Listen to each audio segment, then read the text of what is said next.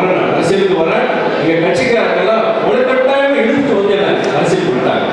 நான் இப்பவே ஒரு பெரிய வேட்கையோட ஒரு ஆசையோட அரசியல் இருக்கிறேன் அப்படிங்கிறது கிடையவே கிடையாது, உண்மையே கிடையாது. மனசு தொட்டு சொல்றேன். எல்லாருக்கும் ஒரு அப்பாக்கள் இருக்கும், எல்லாருக்கும் தந்தை இருக்கும். அந்த தந்தைக்கு ஒரு தலைமுறை வந்துடக்கூடாதுன்னு நினைக்கிறோம் எல்லாரும். எங்க அப்பா ஒரு சகாப்தம்,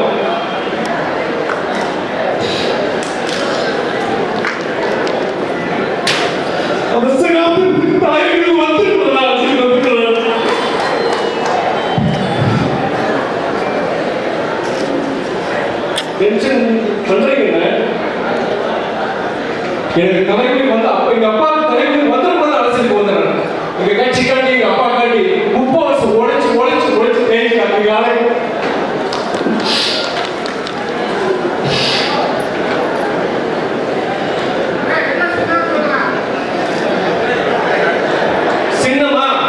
சின்னமா செத்தான இஷ்டம் செத்தான